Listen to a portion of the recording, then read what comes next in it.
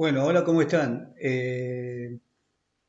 La próxima práctica que vamos a hacer este año es una práctica diferente a lo que estábamos viendo hasta ahora, que estábamos trabajando con circuitos de corriente alterna.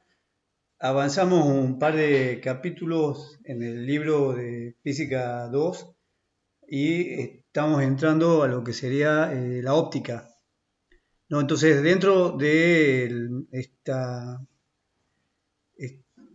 sector de la física que se llama óptica, nosotros vamos a hacer dos prácticos. Un práctico, el primero que es sobre, vamos a estudiar patrones de interferencia y de difracción, ¿no? O sea, vamos a estudiar el fenómeno que se llama interferencia y difracción de la luz.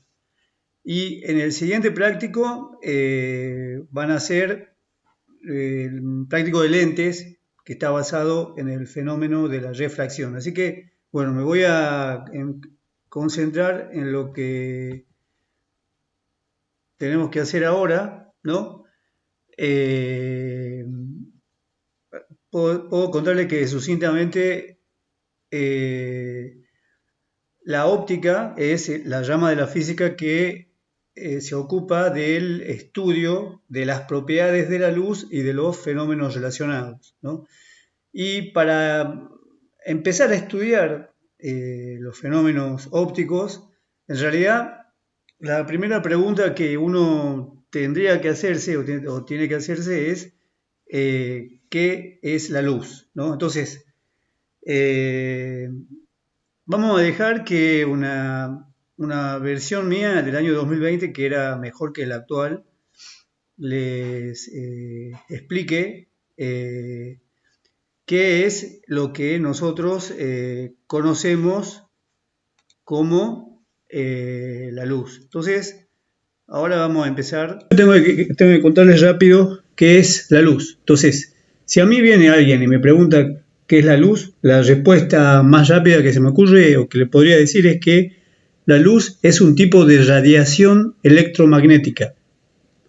Es la clase de radiación electromagnética que podemos registrar con la vista. Y la radiación electromagnética está conformada por pulsos de campos eléctricos y magnéticos que pueden acoplarse para formar trenes de ondas y que pueden propagarse en el vacío. Entonces, aquí lo que estamos representando sería justamente la propagación de una onda electromagnética. Esto es lo que se llama un tren de ondas, ¿no? Porque está formado por varios pulsos de campos eléctricos y magnéticos que están acoplados entre sí para formar lo que en este caso sería un tren infinito. Esto también nosotros lo podríamos, es análogo a lo que sería un rayo de luz, ¿no? Entonces, si nosotros, por ejemplo, pudiéramos medir en esta posición donde está este plano, por ejemplo, donde está incidiendo el rayo de luz, si pudiéramos medir en ese punto cómo varía el campo eléctrico y el campo magnético, lo que veríamos serían estos vectorcitos de color rojo y azul que están acá. El vector rojo viene a representar la variación del campo eléctrico. Como ustedes ven, varía periódicamente, en un momento apunta hacia arriba y en otro momento apunta hacia abajo, ¿no? Y esta, como les había dicho, esta variación es periódica, tiene una determinada amplitud, es muy parecido a lo que son las señales eléctricas en un circuito de corriente alterna, con la diferencia de que estas señales no se propagan por un cable, sino que se propagan en el vacío, ¿no? Entonces, la radiación electromagnética está conformada justamente por este campo eléctrico que varía periódicamente, que está asociado a un campo magnético que está representado con esta flechita azul, que también varía periódicamente con la misma frecuencia que el campo eléctrico, pero que oscila sobre un plano perpendicular al plano de oscilación del campo eléctrico, ¿no? Bien, esto es lo que sería la representación de un tren de ondas electromagnético, que a su vez también lo podríamos tomar como representación de lo que sería un rayo de luz, un rayo de radiación electromagnética sería. Entonces aquí en este video lo que quería mostrarles son los primeros experimentos que se hicieron en el siglo XIX para generar ondas de radio, o sea, generar señales electromagnéticas de modo artificial y también para captarlas, ¿no? Entonces, lo que tengo acá es un generador de señales electromagnéticas. Este es el experimento de Hertz, ¿no? Estas son dos esferas metálicas que se cargan eléctricamente con estos cables, ¿no? Este cable carga esta esfera y este cable carga la esfera de la derecha. Las esferas están aisladas para que la carga eléctrica no pueda escaparse hacia abajo, hacia ningún lado, ¿no? Y cuando la carga eléctrica alcanza un cierto valor, por ejemplo, en una de las esferas, por ejemplo, en la esfera de la derecha, se produce acá una chispa, una descarga, y la carga viaja desde la esfera de la derecha hacia la esfera de la izquierda por estas vallas. Bueno, estas vallas acá en el medio no están en contacto, sino que hay un espacio de separación entre las dos para que pueda generarse la chispa, ¿no? Cuando la carga está pasando de una a la otra. Y la carga puede pasar alternativamente de derecha a izquierda o de izquierda a derecha. Bueno, entonces ese movimiento de cargas eléctricas es lo que genera esta señal de radio, esta señal electromagnética que se propaga en línea recta hacia este receptor. Esto viene a ser una antena, ¿no? Si ustedes se fijan, lo que está pasando cuando la señal o esta radiación electromagnética llega al receptor, ¿no? Lo que hace es generar sobre esta espira una señal, una corriente eléctrica que también va a variar periódicamente, ¿no? Y que esta corriente es producida gracias a las leyes de Maxwell por esta radiación electromagnética que viene propagándose por el aire, ¿no? Bien, entonces, la radiación electromagnética siempre en la naturaleza se genera debido al movimiento de cargas eléctricas. O sea, el movimiento de cargas eléctricas, el movimiento acelerado de cargas eléctricas es lo que genera la radiación electromagnética. Entonces, en el siguiente ejemplo, lo que quiero mostrarles es cómo justamente la oscilación o el movimiento acelerado de cargas eléctricas genera la radiación electromagnética. Entonces, acá tenemos lo que sería un dipolito eléctrico. Son dos cargas eléctricas, una negativa y otra positiva, que está oscilando como muestra el video, ¿no? Estas cargas oscilan con una determinada frecuencia. Podría ser, por ejemplo, 10 oscilaciones por segundo, 3 oscilaciones por segundo, 1000 oscilaciones por segundo, ¿no? Esta oscilación de las cargas podría ser lo que pasa, por ejemplo, en una antena que está emitiendo señales de radio. O sea, estas cargas podrían estar oscilando en una antena colocada en forma vertical, justamente sobre este eje que estoy marcando ahora, ¿no? Y la oscilación de estas cargas estaría generando esta señal electromagnética que se propaga hacia los costados de la antena, ¿no? Entonces hay que acordarse que alrededor de cada carga, por ejemplo, si yo tengo en este caso una carga inmóvil como esta carga positiva, alrededor de la carga eléctrica existe un campo eléctrico, ¿no? Y este campo eléctrico está formado por líneas de campo que se alejan radialmente de la carga, ¿no? Y si la carga está inmóvil, estas líneas de campo también están inmóviles. El problema es que si yo la carga la hago oscilar de esta forma, el campo, o sea, las líneas de campo van a oscilar de una forma generando estas fluctuaciones que son parecidas a las fluctuaciones que generaría, por ejemplo, en la superficie del agua dos péndulos que están oscilando sobre el agua. ¿Me explico? O sea, estas fluctuaciones que nosotros vemos que se alejan de las cargas podrían ser las crestas de olas que se alejan de estos dos péndulos que están oscilando en la superficie del agua de la misma forma que las cargas. Entonces, las olas que generan la fluctuación o el movimiento de los péndulos se alejarían de los péndulos de esta forma. O sea, aquí, donde convergen las líneas de campo, tendría, por ejemplo, la cresta de una ola, acá tendría la cresta de otra ola, ¿no?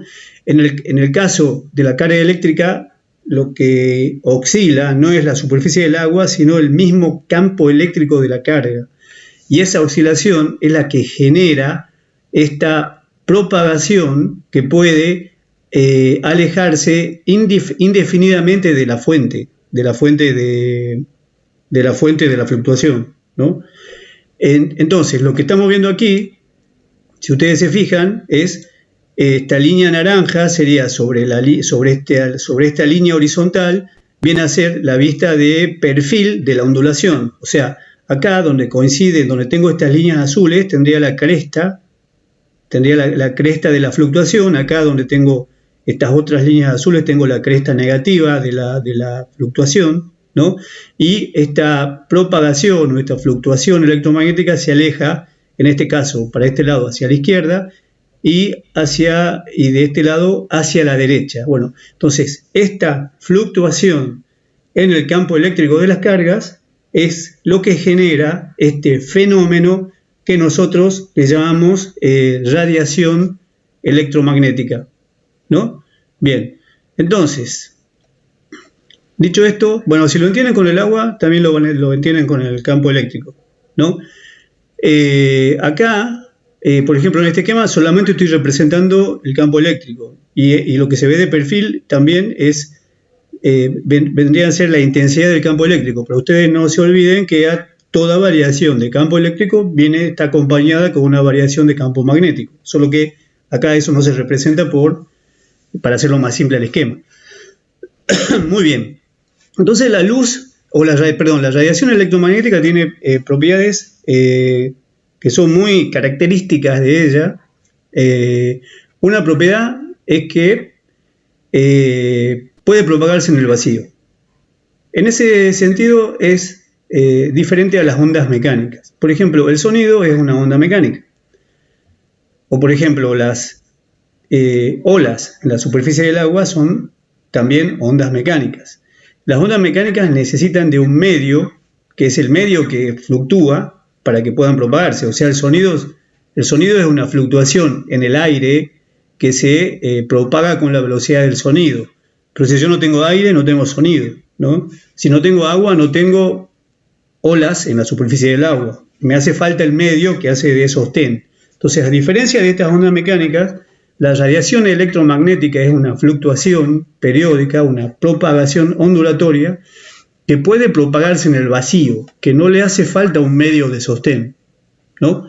Bien, entonces, en el vacío, la radiación electromagnética se propaga en línea recta con una velocidad característica que se designa con la letra C y a la que nosotros llamamos justamente velocidad de la luz y que tiene un valor constante, que es este valor que está acá, 299.792 metros por segundo con un determinado error, ¿no?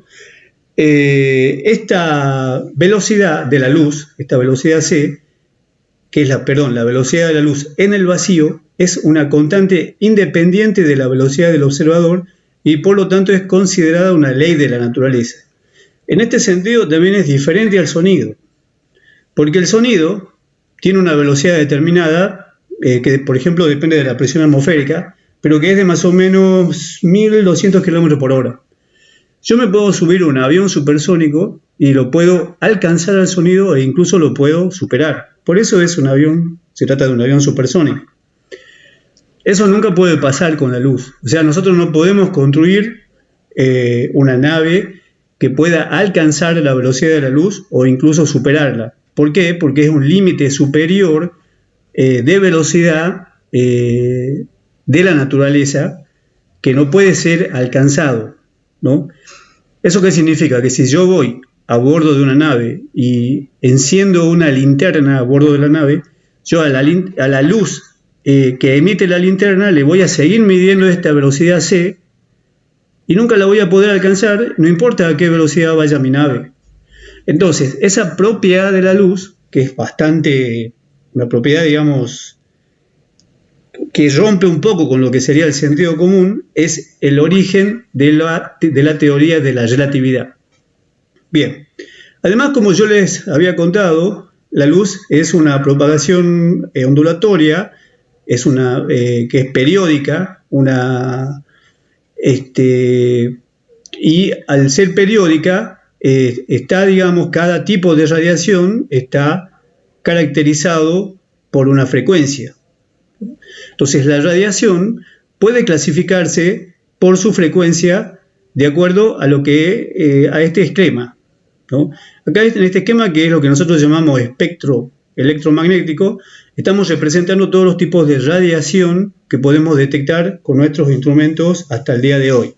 Entonces, aquí está clasificada la radiación en función de su frecuencia. O sea, para este lado tengo las frecuencias bajas y para este lado tengo las frecuencias altas.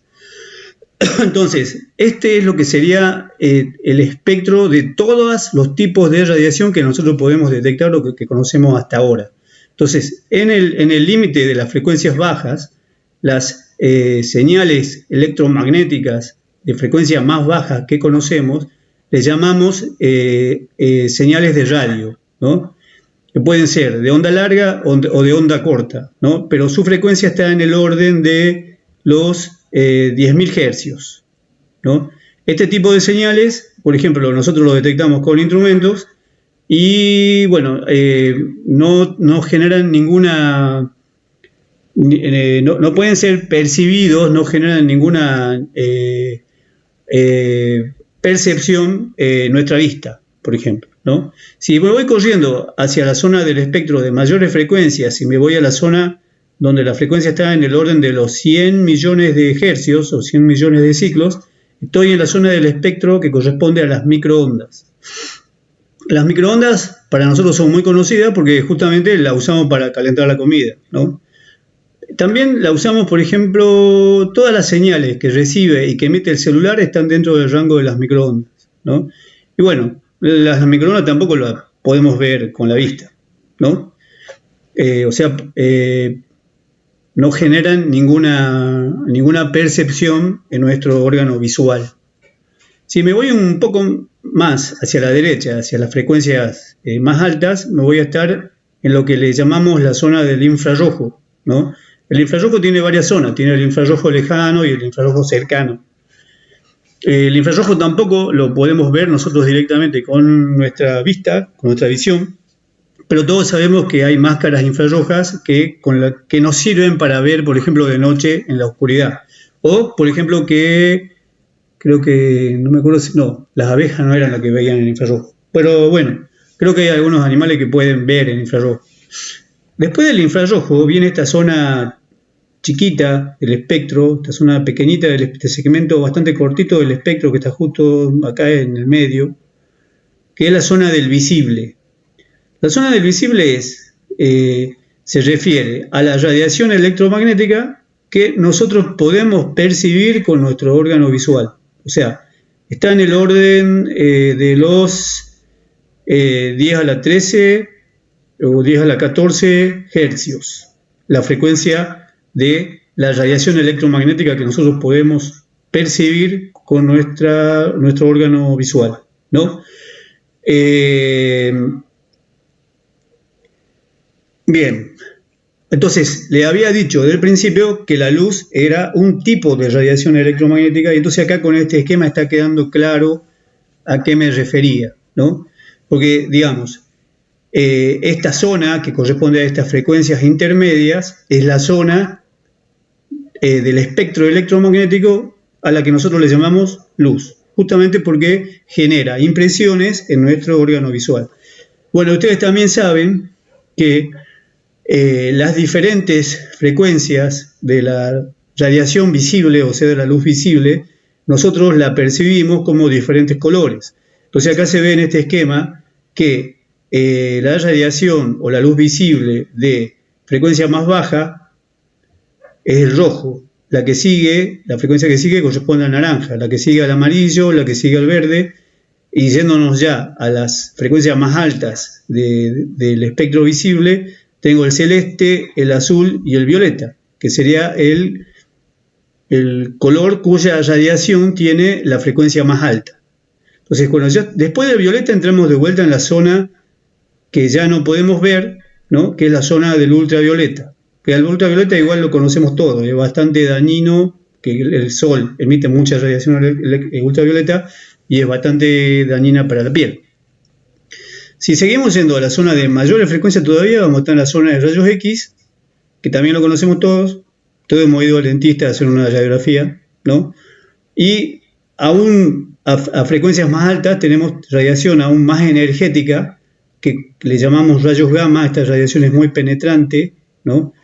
Esta radiación es emitida, por ejemplo, por los materiales radioactivos y es bastante dañina para el cuerpo y tampoco la podemos ver, ¿no? Bien, entonces también todavía hay una zona del espectro que tiene una frecuencia aún más alta que los rayos gamma, que son los rayos cósmicos, pero acá no aparece. Bien, entonces esto sería lo que es el espectro electromagnético conocido, y acá está ubicado dentro del espectro electromagnético lo que sería la luz visible. Bueno, entonces ahora ya sabemos más o menos, o tenemos una idea somera de qué es lo que es la luz.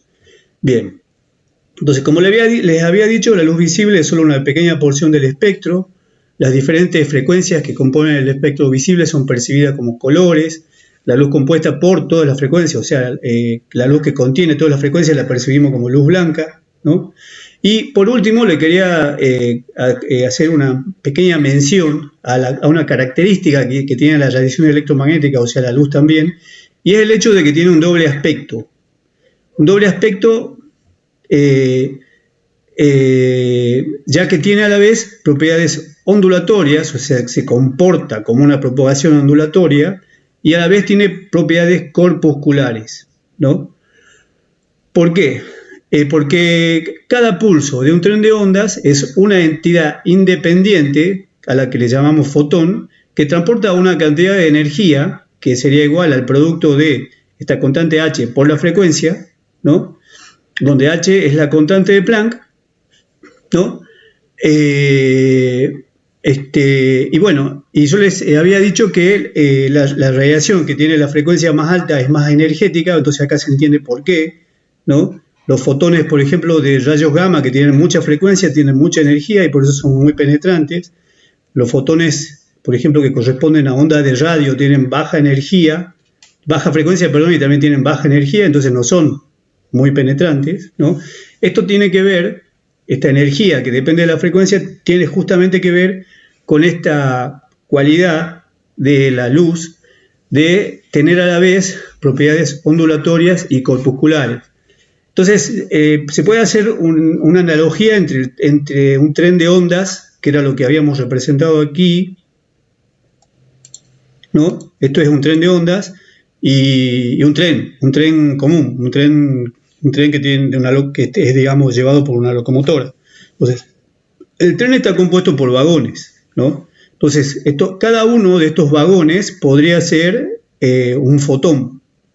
Estos fotones pueden acoplarse para formar un tren y para tener un comportamiento colectivo, que sería el comportamiento, digamos, de todo el frente de onda, o pueden desacoplarse para actuar como entidades independientes y tener un comportamiento que es más parecido al comportamiento, por ejemplo, de un proyectil, ¿no? Entonces, por eso la luz puede tener a la vez propiedades ondulatorias y propiedades corpusculares.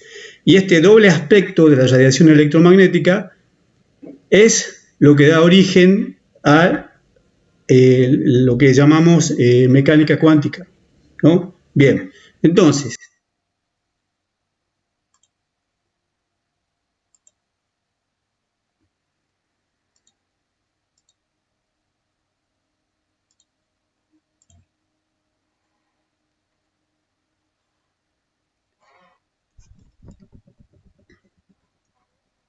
bueno, tengo que seguir con la clase.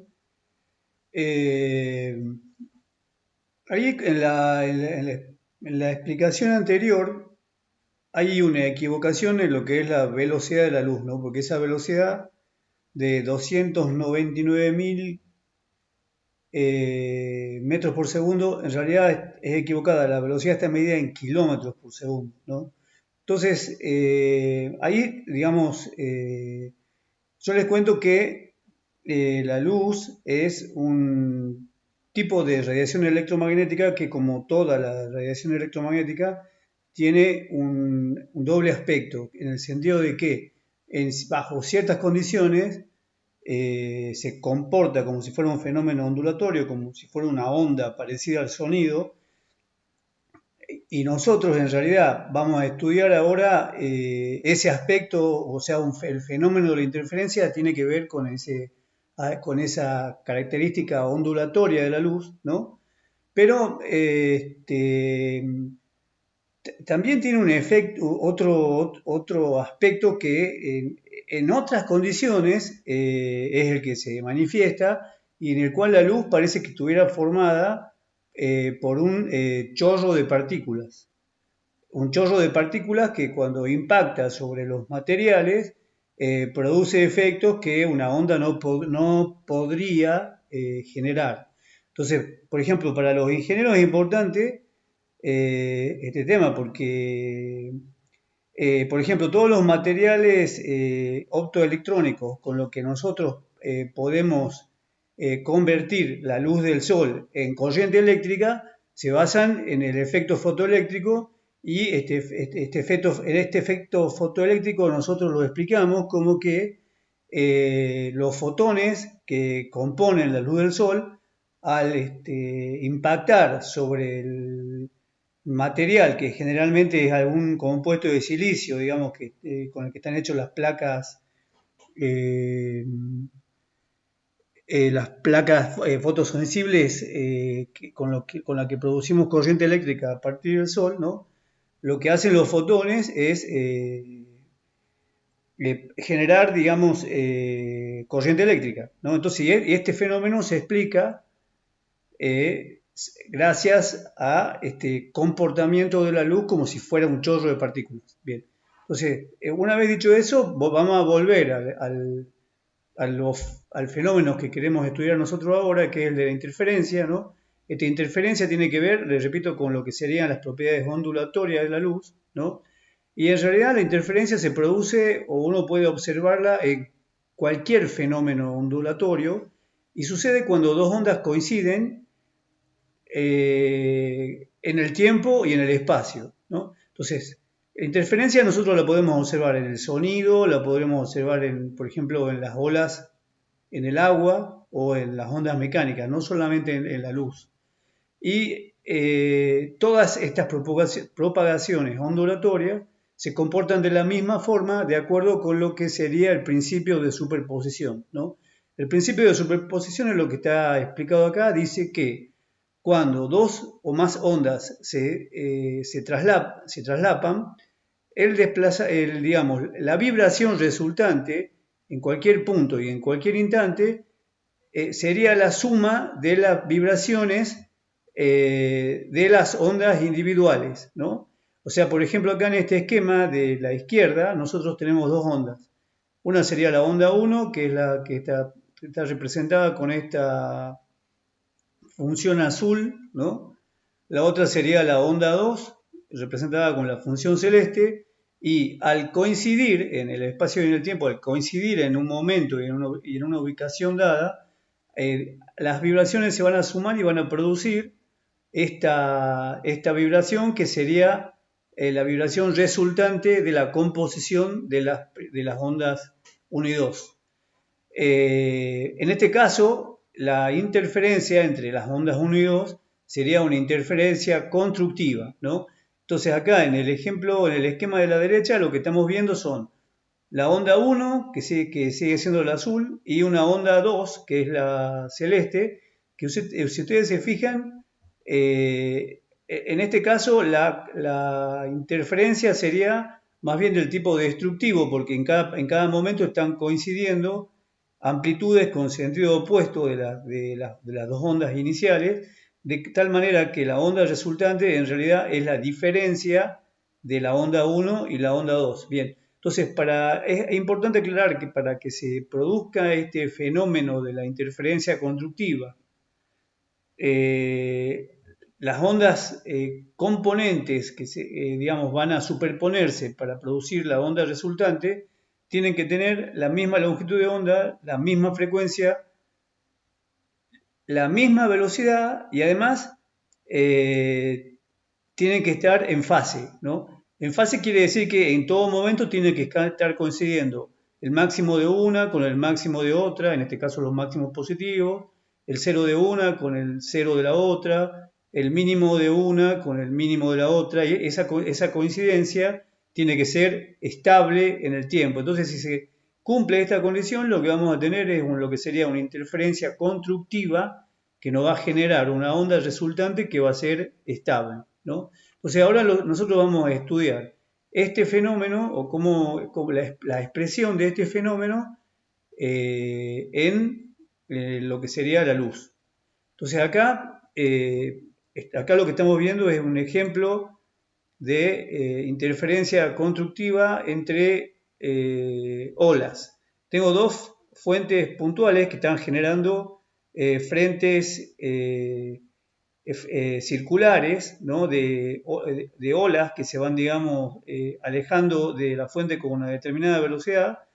Si ustedes se fijan, las dos fuentes producen exactamente el mismo tipo de frente de onda, o sea, la misma vibración en la superficie del agua, en el sentido de que la velocidad es la misma, la longitud de onda es la misma, la frecuencia es la misma, las amplitudes también son iguales y además están en fase, en el sentido de que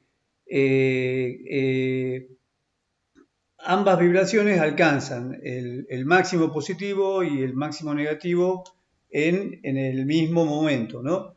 Entonces acá lo que en este ejemplo en el agua, lo que dice esta diapositiva es que en las zonas donde se alternan las franjas oscuras y claras son zonas donde se produce la interferencia constructiva. La interferencia se está produciendo dentro de este cono, ¿no? Entonces, en esta zona donde tengo las franjas oscuras y claras, digamos, las crestas de la ola se suman para producir una ola al doble de alta, ¿no? El doble de fuerte sería, por eso una interferencia constructiva, ¿no? Y por otra parte tengo las zonas grises, que serían estas, que están acá más arriba, ¿no? Donde se produce una interferencia destructiva entre los dos frentes de onda, de tal manera que la superficie del agua permanece quieta. Entonces, acá hay que notar que se produce un patrón regular de interferencia porque las ondas de ambos frentes tienen la misma longitud de onda, la misma velocidad, la misma frecuencia, además estas son constantes a lo largo de toda la propagación, ¿no? Y además ambas, digamos, propagaciones están en fase. O sea que estas condiciones son importantes para que podamos tener patrones estables como este. ¿Por qué? Porque si, por ejemplo, yo tuviera alguna de estas fuera diferente, por ejemplo, la velocidad de este frente es más alta que la de este, no tendría un patrón estable, sino que tendría un patrón caótico que está todo el tiempo cambiando y no vería, digamos, ninguna regularidad en lo que sería el efecto resultante de las dos ondas. Por más que sí estarían interfiriendo, yo no vería ningún patrón regular, ¿no? Eso también pasaría si fueran diferentes las longitudes de onda o las frecuencias, ¿no? O si, por ejemplo, no estuvieran en fase. Entonces, como nosotros nos vamos a enfocar a estudiar estos fenómenos, en el caso particular de la luz, hay que tener en cuenta que para poder observar patrones de interferencia estables, es necesario que se cumplan los siguientes supuestos. Primero que estemos trabajando con luz monocromática, ¿no? Luz monocromática significa que tenemos que trabajar con luz de una frecuencia única, o sea, un color único, ¿no? A eso le llamamos monocromática. Entonces, en realidad nosotros vamos a trabajar con láser. O sea, la luz láser cumple con esta condición de tener una frecuencia única. No es luz, no es un tipo de luz compuesta en la que contiene varias frecuencias o varios colores, ¿no? Además, es importante que esta frecuencia, que es única, se mantenga constante a lo largo de toda la propagación, que no vaya cambiando y que las amplitudes de las ondas que interfieren se mantengan iguales. Entonces, también es muy importante, esto que ya le había contado, de que los dos frentes de onda que tienen que van a interferir para provocar un patrón, tienen que estar en fase, en el sentido en el que ya hemos hablado. Y esta condición de que esté en fase, la radiación que cumple con esta condición se denomina radiación coherente, ¿no? Entonces, la luz láser cumple con esta condición de un modo muy o suficiente como para que nosotros podamos ver patrones de interferencia y estudiarlos, ¿no? Entonces, aquí lo que estamos viendo sería un esquemita de cómo generamos un patrón de interferencia a partir de dos fuentes coherentes. O sea, estas dos fuentes coherentes serían estas dos rendijas, que acá se llama S1 y S2, ¿no? Vamos a considerar que estas rendijas son en realidad fuentes puntuales, o sea que el espesor de la rendija, esto que se ve acá, que tiene cierto espesor, en realidad es despreciable. Eso significa que las rendijas actúan como fuentes puntuales, ¿no? Entonces, estas líneas que están dibujadas acá a la izquierda, lo que representan es un haz de ondas planas que está llegando hacia la rendija desde la izquierda. Entonces, esta radiación o esta luz que está llegando desde la izquierda hacia las rendijas sería una radiación coherente, ¿no? O sea, quiere decir monocromática, donde todos los trenes de onda que componen la radiación están en fase, sería, ¿no? Esa es una condición necesaria para poder tener un patrón observable. Entonces, una vez que este haz de luz se encuentra con las dos rendijas puntuales, cada una actúa como si fuera una fuente puntual. Una fuente puntual como era esta del caso de las olas en el agua, ¿no? Entonces, esto que estamos viendo acá serían los frentes de onda que genera cada una de las fuentes puntuales, y sobre las líneas, estas rectas que están acá dibujadas, ambos frentes se componen de manera constructiva, ¿no? Entonces, sobre estas líneas rectas, ¿no?, voy a tener la máxima energía lumínica en el espacio. En el resto del espacio voy a tener zonas donde ambos frentes están interfiriendo destructivamente y no hay energía radiante. Entonces, si acá se coloca una pantalla, ¿no?, lo que se va a ver sobre la pantalla es un patrón de interferencia. O sea, esto que estamos viendo acá es un patrón de interferencia, ¿no? Esto sería un patrón de interferencia puro que tiene esta característica. O sea, son franjas de luz intensa separadas por franjas oscuras, ¿no? Y esto se obtiene cuando yo tengo un patrón de interferencia puro producido por dos fuentes que puedo considerar puntuales, ¿no? Entonces, este esquema representa un experimento que debe ser del siglo XIX, ¿no? Nosotros ahora de lo que vamos a usar, vamos a usar como fuente de luz para obtener radiación coherente, para poder hacer el experimento, ya le había dicho, son láseres. Y lo que vamos a ver es algo parecido a esto, pero no exactamente igual, y ahora le voy a contar por qué. Entonces, Ahora vamos a tratar de explicar por qué se genera este patrón de interferencia matemáticamente, ¿no? Entonces, hay que tener en cuenta que, por ejemplo, acá tengo representadas las dos rendijas puntuales, acá está S1 y acá está S2, y acá está la pantalla. O sea, acá lo que estoy representando es el camino que tienen que hacer dos haces, uno que parte de la rendija S1 y otro que parte de la rendija S2, para llegar al punto P de la pantalla. Entonces, si ustedes se fijan, los dos haces no recorren en la misma distancia.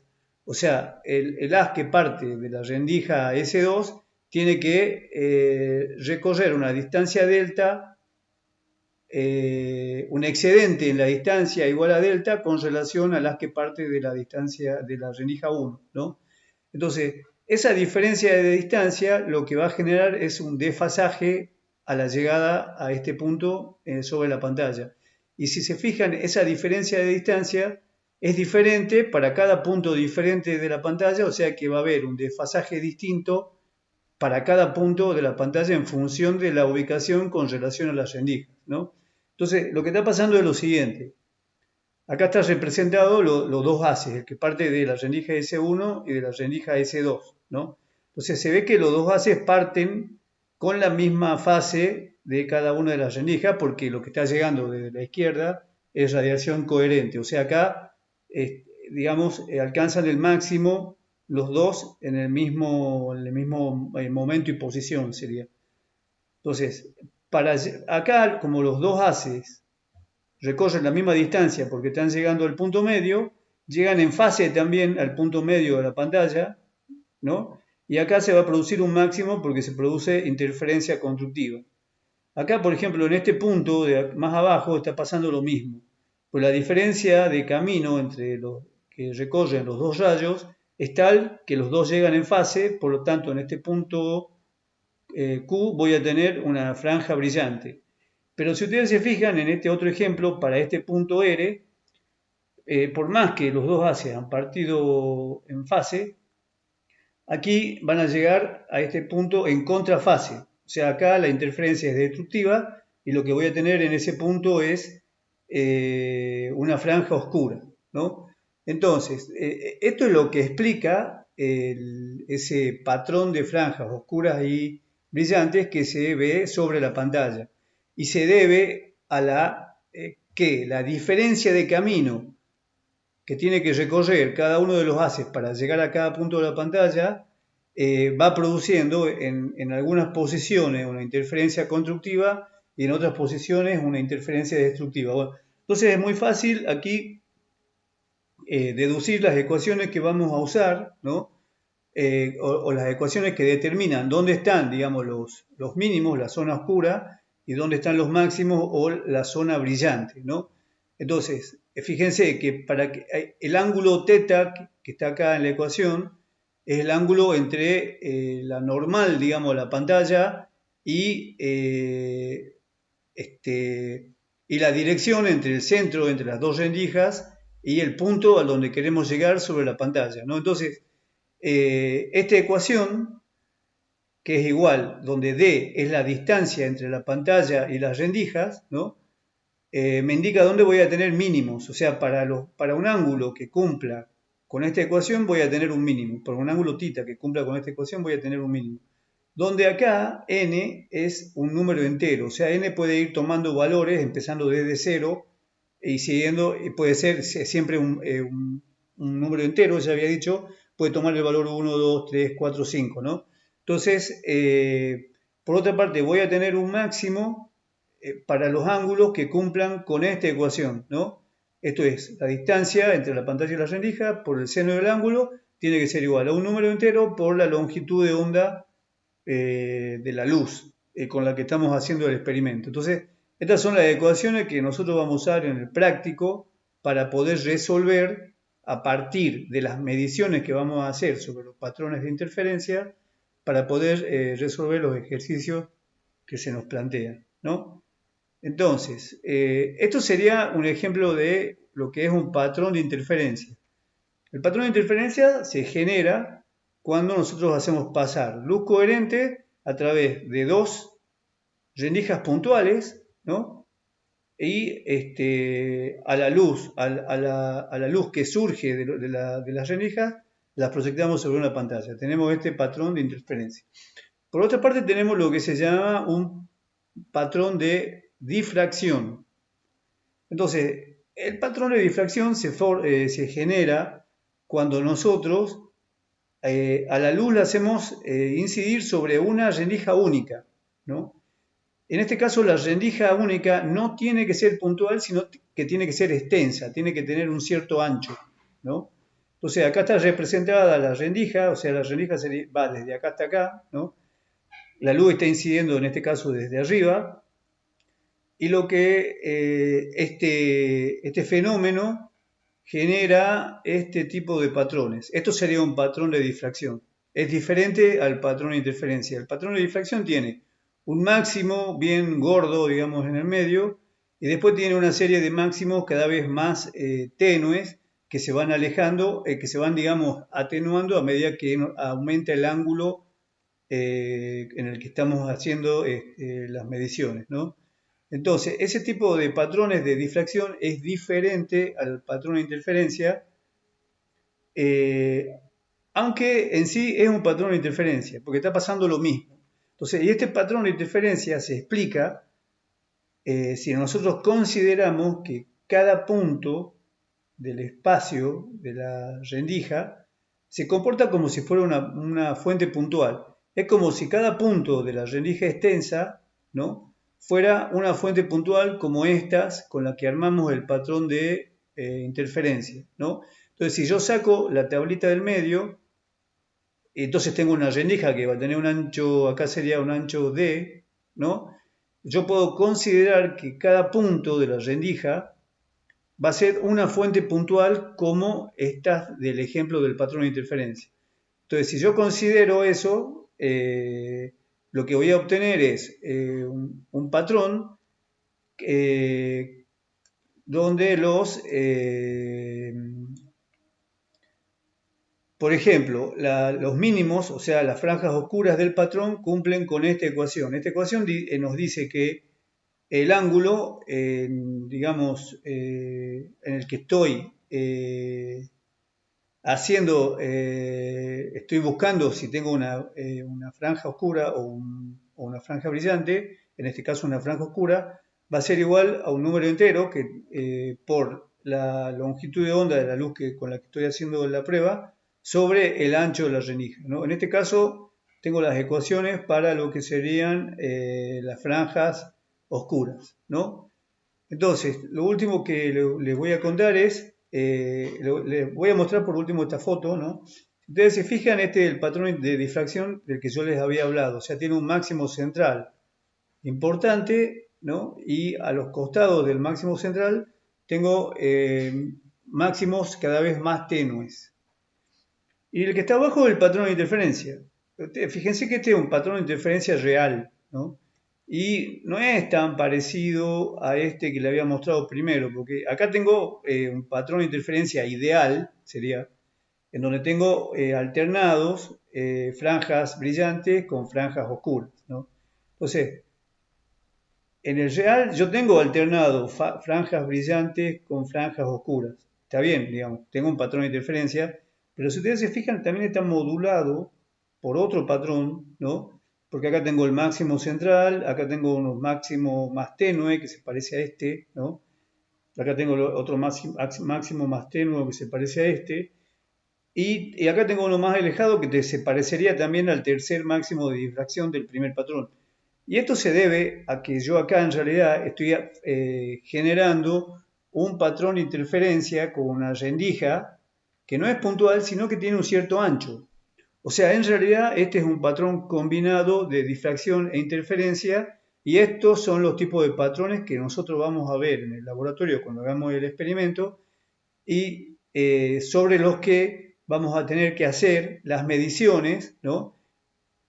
A partir de las que, basándonos en estas ecuaciones, las ecuaciones que sirven para la difracción o las ecuaciones que sirven para la interferencia, vamos a responder lo que serían las preguntas de la guía. Muy bien, hasta acá llegué por hoy, listo, gracias.